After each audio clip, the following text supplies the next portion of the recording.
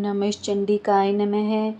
आज इस वीडियो में हम श्री दुर्गा सप्तशती का चौथा अध्याय सुनेंगे। अगर आप मेरे चैनल पर नए हैं और आपने मेरे चैनल को अभी तक सब्सक्राइब नहीं किया है तो आप मेरे चैनल को सब्सक्राइब करें ताकि आपको मेरी आने वाली वीडियो की नोटिफिकेशंस मिलती रहें। आइए सुनते हैं चौथा अध्याय। चतुर्थ अध्याय में इंद्रादि देवताओं द्वारा देवी की स्तुति की गई है। महर्षि मेधा बोले, देवी ने जब पराक्रमी दुरात्मा महिषासुर को मार गिराया और असुरों की सेना को मार दिया, तब इंद्र आदि समस्त देवता अपने सिर तथा शरीर को झुकाकर भगवती की स्तुति करने लगे। जिस देवी ने अपनी शक्ति से यह जगत व्याप्त किया है और जो संपूर्ण देवताओं तथा महर्षियों की पूजनीय है, उस अंबिका को हम भक्ति पूर्वक नमस्कार करते हैं। वह हम सबका कल्याण करें। जिस अतुल प्रभाव और बल का वर्णन भगवान विष्णु, शंकर और ब्रह्मा जी भी नहीं कर सके, वही चंडिका देवी इस संपूर्ण जगत का पालन करे और अशुभ भय का नाश करें। पुण्यात्माओं के घरों में तुम स्वयं लक्ष्मी रूप हो और पापियों के घरों में तुम अलक्ष्मी रूप हो और सत्कुल में उत्पन्न होने वालों के लिए तुम लज्जा रूप होकर उनके घरों में निवास करती हो। हम दुर्गा भगवती को नमस्कार करते हैं। हे देवी, इस विश्व का पालन करो। हे देवी, हम तुम्हारे अचिंत्य रूप का किस प्रकार वर्णन करें। असुरों का नाश करने वाले भारी पराक्रम तथा समस्त देवताओं और दैत्यों के विषय में जो तुम्हारे पवित्र चरित्र हैं, उनका हम किस प्रकार वर्णन करें। हे देवी, त्रिगुणात्मिका होने पर भी तुम संपूर्ण जगत की उत्पत्ति का कारण हो। हे देवी, भगवान विष्णु, शंकर आदि किसी भी देवता ने तुम्हारा पार नहीं पाया। तुम सबकी आश्रय हो। यह संपूर्ण जगत तुम्हारा ही अंश रूप है, क्योंकि तुम सबकी आदिभूत प्रकृति हो। हे देवी, तुम्हारे जिस नाम के उच्चारण से संपूर्ण यज्ञों में सब देवता तृप्ति लाभ करते हैं, वह स्वाहा तुम ही हो। इसके अतिरिक्त तुम पितरों की तृप्ति का कारण हो, इसलिए सब आपको स्वधा कहते हैं। हे देवी, वह विद्या जो मोक्ष को देने वाली है, जो चिंत्य महाज्ञान स्वरूपा है, तत्वों के सार को वश में करने वाले, संपूर्ण दोषों को दूर करने वाले, मोक्ष की इच्छा वाले मुनिजन जिसका अभ्यास करते हैं, वह तुम ही हो। तुम वाणी रूप हो और दोष रहित ऋग तथा यजुर्वेदों की एवं उद्गीत और सुंदर पदों के पाठ वाले साम वेद की आश्रय रूप हो। तुम भगवती हो। इस विश्व की उत्पत्ति एवं पालन के लिए तुम वार्ता के रूप में प्रकट हुई हो और तुम संपूर्ण संसार की पीड़ा हरने वाली हो। हे देवी, जिससे सारे शास्त्रों को जाना जाता है, वह मेधा शक्ति तुम ही हो और दुर्गम भव सागर से पार करने वाली नौका भी तुम ही हो। लक्ष्मी रूप से विष्णु भगवान के हृदय में निवास करने वाली और भगवान महादेव द्वारा सम्मानित गौरी देवी तुम ही हो।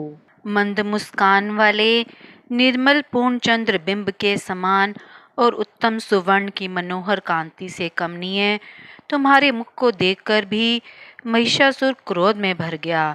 यह बड़े आश्चर्य की बात है। और हे देवी, तुम्हारा यही मुख जब क्रोध से भर गया तो उदय काल के चंद्रमा के भांति लाल हो गया और तनी हुई भौहों के कारण विकराल रूप हो गया। उसे देखकर भी महिषासुर के शीघ्र प्राण नहीं निकल गए। यह बड़े आश्चर्य की बात है। आपके कुपित मुख के दर्शन करके भला कौन जीवित रह सकता है। हे देवी, तुम हमारे कल्याण के लिए प्रसन्न हो।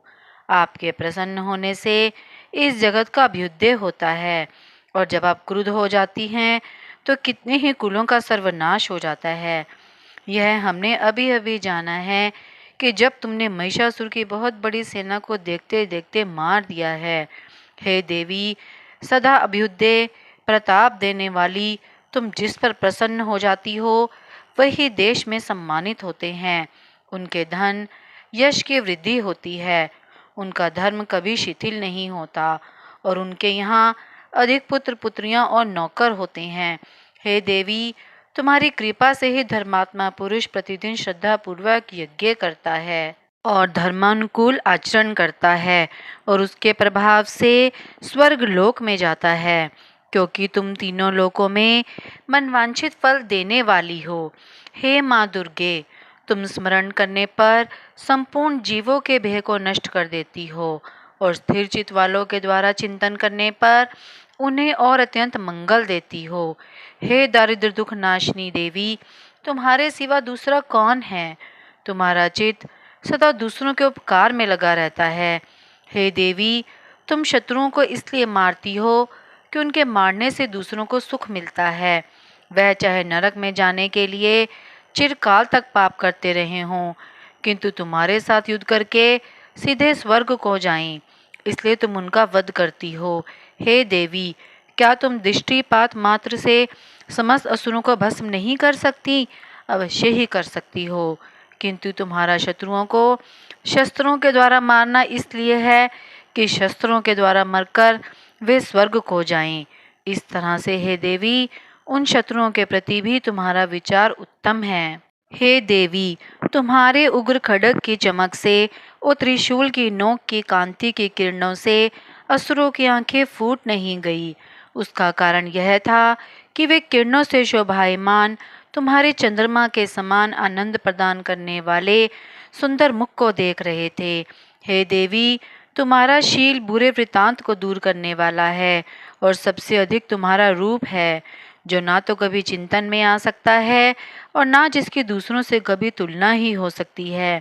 तुम्हारा बल और पराक्रम शत्रुओं का नाश करने वाला है। इस तरह तुमने शत्रुओं पर भी दया प्रकट की है। हे देवी, तुम्हारे बल की किसके साथ बराबरी की जा सकती है, तथा शत्रुओं को भय देने वाला इतना सुंदर रूप भी और किसका है। हृदय में कृपा और युद्ध में निष्ठुरता, यह दोनों बातें तीनों लोकों में केवल तुम्ही में देखने में आई हैं। हे माता, युद्ध भूमि में शत्रुओं को मारकर तुमने उन्हें स्वर्ग लोक में पहुंचाया है।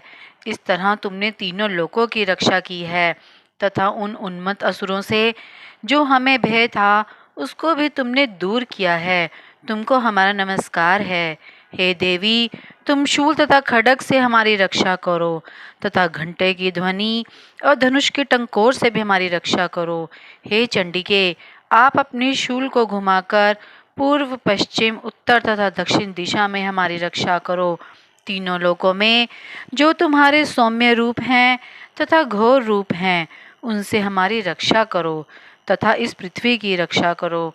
हे अंबिके, आपके कर पल्लवों में जो खड्ग, शूल और गदा आदि शस्त्र शोभा पा रहे हैं, उनसे हमारी रक्षा करो। महर्षि बोले कि इस प्रकार जब सब देवताओं ने जगत माता भगवती की स्तुति की और नंदवन के पुष्पों तथा गंध अनुलेपों द्वारा उनका पूजन किया और फिर सबने मिलकर जब सुगंधित व दिव्य धूपों द्वारा उनको सुगंधी निवेदन की, तब देवी ने प्रसन्न होकर कहा, हे देवताओं, तुम सब मुझसे मनवांछित वर मांगो। देवता बोले, हे भगवती, तुमने हमारा सब कुछ कार्य कर दिया, अब हमारे लिए कुछ भी मांगना बाकी नहीं रहा, क्योंकि तुमने हमारे शत्रु महिषासुर को मार डाला है। हे महेश्वरी, तुम इस पर भी यदि हमें कोई वर देना चाहती हो तो बस इतना वर दो कि जब जब हम आपका स्मरण करें तब तब आप हमारी विपत्तियों को हरण करने के लिए हमें दर्शन दिया करो। हे अंबिके, जो कोई भी तुम्हारी स्तुति करे, तुम उनको वित्त समृद्धि और वैभव देने के साथ ही उनके धन और स्त्री आदि संपत्ति को बढ़ाना और हम पर सदा प्रसन्न रहना। महर्षि बोले, हे राजन, देवताओं ने जब जगत के लिए तथा अपने लिए इस प्रकार प्रश्न किया तो बस तथास्तु कहकर देवी अंतर्धान हो गई।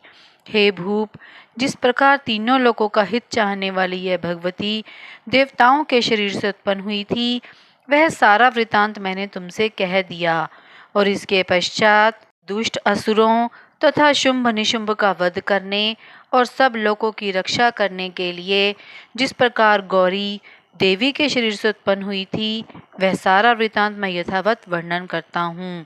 श्री दुर्गा सप्तशती का चौथा अध्याय संपूर्ण हुआ। अगर आपको मेरी वीडियो पसंद आई हो तो आप मेरी वीडियो को ज़्यादा से ज़्यादा लाइक और शेयर करें।